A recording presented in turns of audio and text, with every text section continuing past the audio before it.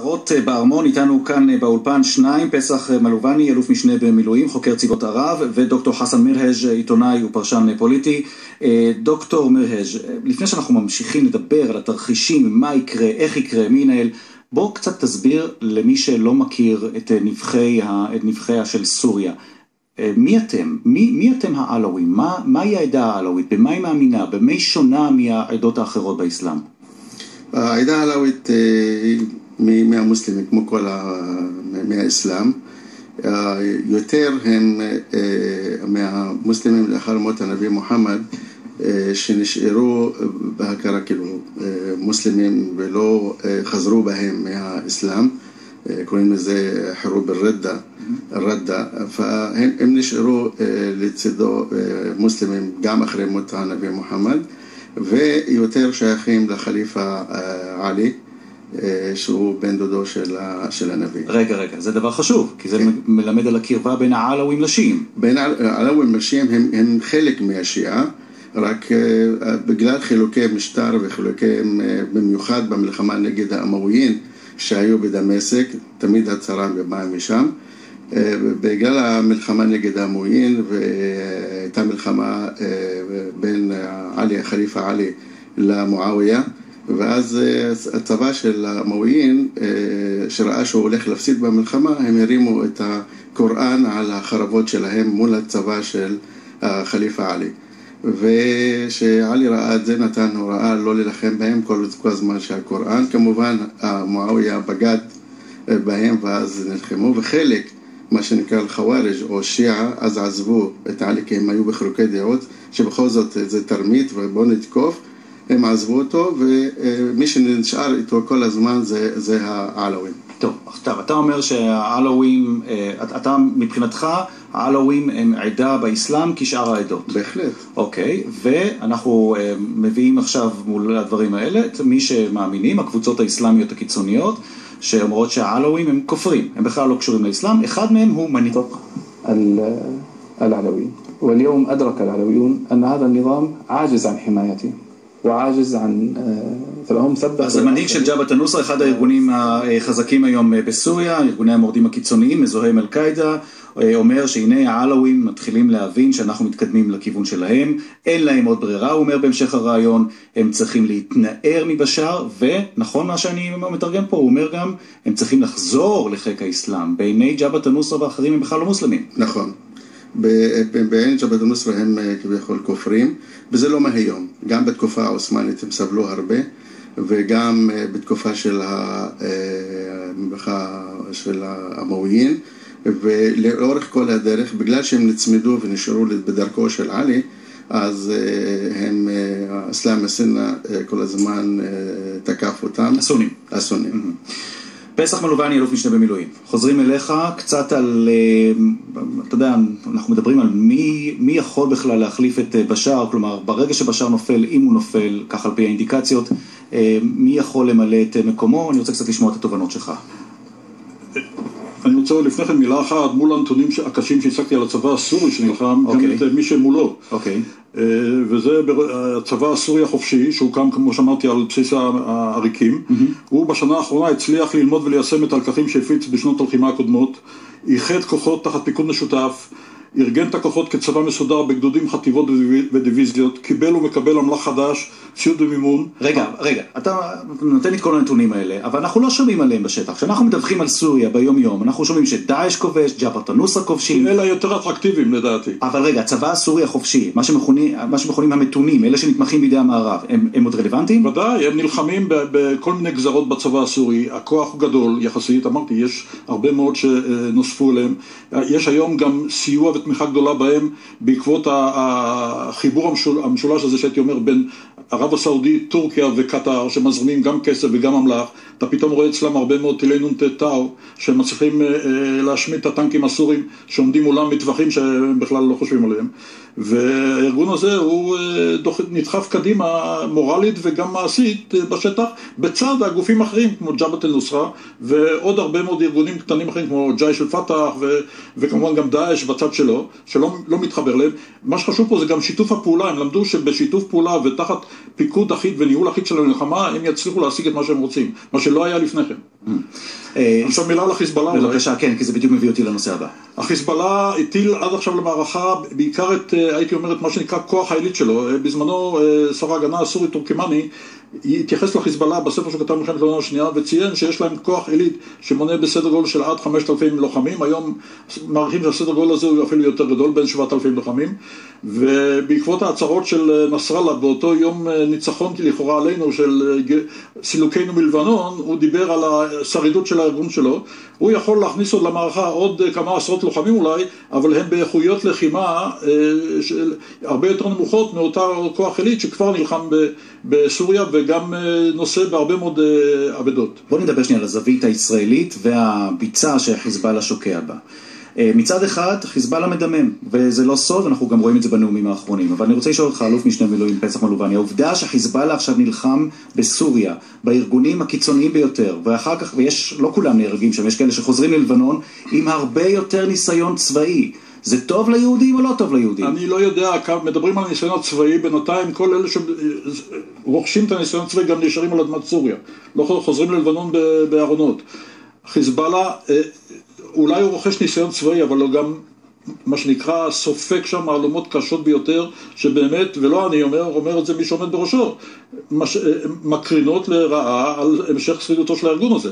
אם הוא לא ילחם שם, ככה הוא מאמין, ואם הוא לא יעמוד ליד הסורים, כתף אל כתף, הוא יצטרך רק להילחם לבדו בתוך לבנון עצמה, כי חלק מהארגונים האלה כבר איימו שיכנסו ללבנון ויסגרו איתו את החשבון שם. אוקיי, הזכרנו את חיזבאללה, גם אבו מוחמד אל-ג'ולאני, מנהיג ג'בהת א-נוסרה, הזכיר את חיזבאללה בנאום שלו, הנה קטע קצר, נשמע ונתרגם. حزب الله سيكون أمره مجرد وقت، بمجرد سقوط بشار الأسد سينزوي إلى الجنوب تلقائيا، حتى وجوده في الضاحية سيكون محل استفهام. מחל אסתיפהם, הוא אומר חסן מרהז', הוא אומר חיזבאללה יהיה בסופו של דבר סימן שאלה בלבנון, לא בסוריה. הוא אומר חיזבאללה יוכל אחר כך את כל מה שהוא בישב בסוריה בתוך לבנון, הוא אומר אפילו אנחנו לא נטפל בהם, ניתן לחברים שלנו בתוך לבנון לטפל בהם. אני רוצה לשאול אותך דוקטור חסן מרהז'. הוא הוכיח זאת גם, בניגוד לכל מה שאומרים, גם בניגוד למה שג'ולני אומר, כי להגיד מול מצלמת טלוויזיה זה קל, מה קורה בשטח זה מה שחשוב.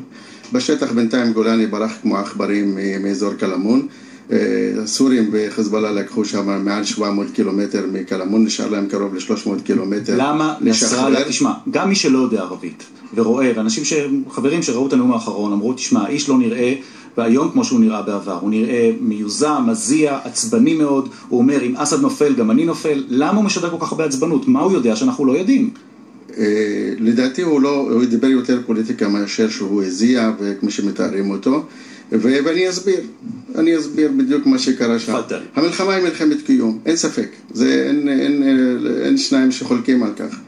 והיום אם לא אסד ואם לא חיזבאללה, אז אנחנו יודעים מי יהיה שם, מי יהיו השכנים שלנו. איך תראה חסן מרהז', איך תראה סוריה בלי אסד? בלי אסד היא תהיה חורבן גדול, היא תהיה מחולקת מעל ל10 מחוזות, היא תהיה מלחמה ותמשיך להיות מלחמה בין הפלגים שנלחמים היום, והטרוריסטים שנלחמים היום בתוך סוריה, אם זה דאעש, מעל 400 פלגים של טרוריסטים יש לך שם שהם נלחמים בסוריה.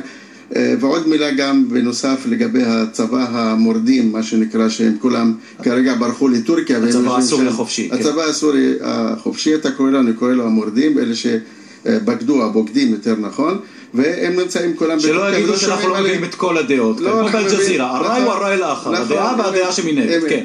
והם אין להם זכר, שלא נשכח גם את המלחמה בין דאעש לנוסרה גם, שהם נלחמים אחד בשני, והיום העניין הוא עניין למי משלם יותר. אני רוצה לספר לך עוד משהו, בקצרה, וההיסטוריה חוזרת על עצמה, וזה סיפור שכדאי שכולם יחשבו עליו ומה שאני אומר. חאפז אל-אסד בזמנו נתן הנחיה לצבא הסורי לסגת מגבול טורקיה, אחרי שהטורקים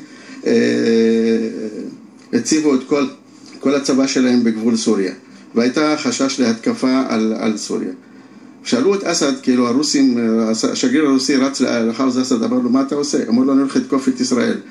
אומר לו, איך? אבל הטורקים בצד הצפוני. אומר לו, כן, אבל תהיה פה הצפת מים חבל על הזמן. הוא לא הבין אותו, רץ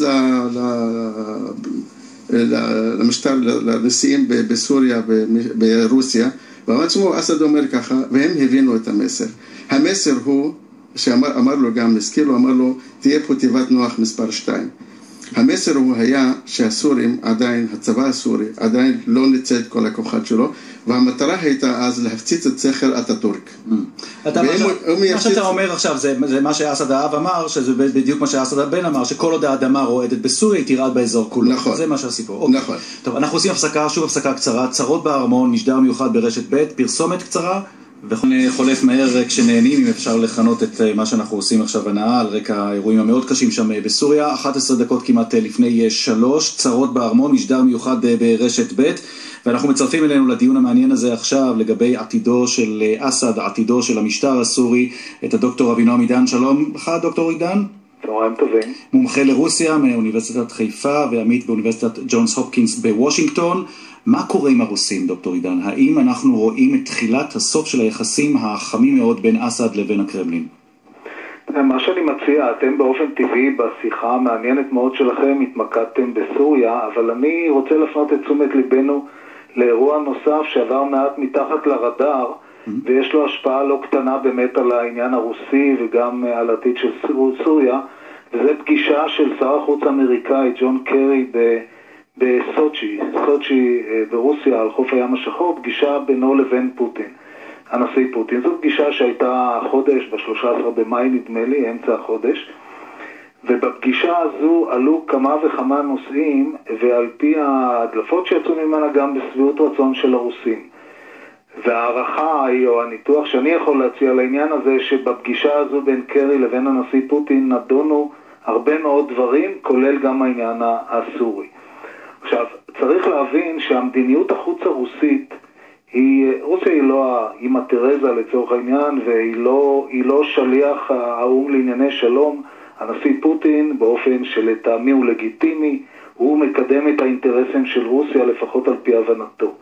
והאינטרסים של רוסיה, גם מול המזרח התיכון בסופו של דבר, הם מראה של האינטרסים הגלובליים של רוסיה, האינטרסים האסטרטגיים.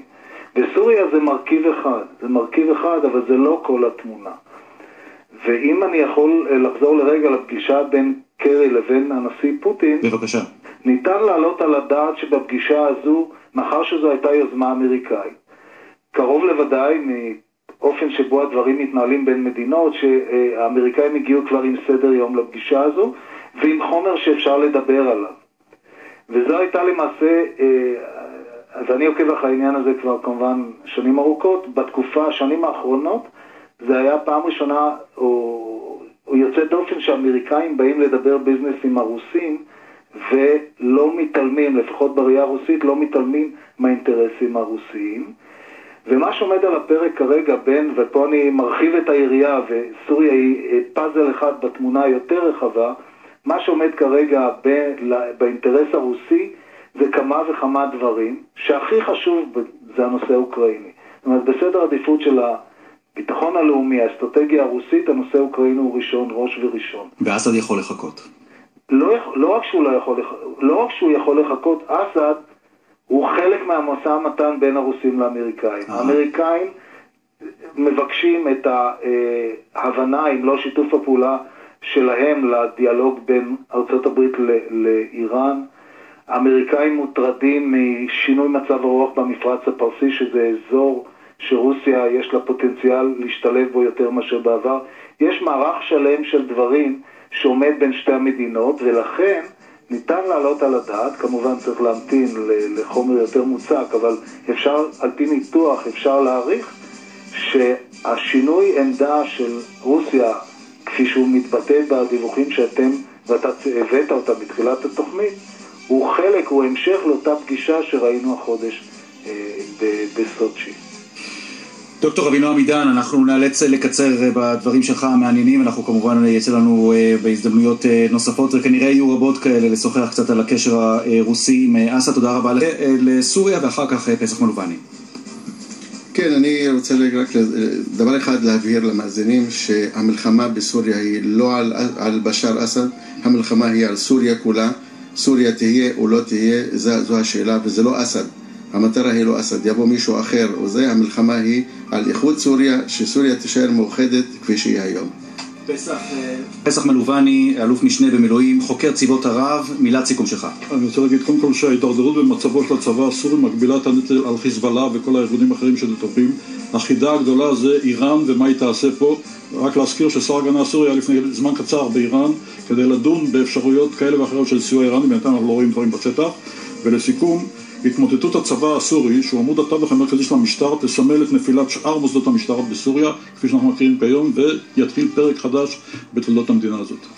שמענו כאן תחזיות מעניינות, ציפיות, אולי גם יש מי שאומרים תוכניות או מזימות למה שמתרחש כאן באזורנו. צרות בארמון, משדר מיוחד ברשת ב' על האירועים האחרונים בסוריה, על רקע אינדיקציות כאלה ואחרות שיש מי שאומרים כבר קרב סוף משטרו של אסד בסוריה. שוש פורמן ערכה את המשדר המיוחד הזה, צביקה בשבקין היה על הביצוע הטכני, אני רן זינגר. מאזינות ומאזינים, שלום לכם, נשתמע בקרוב.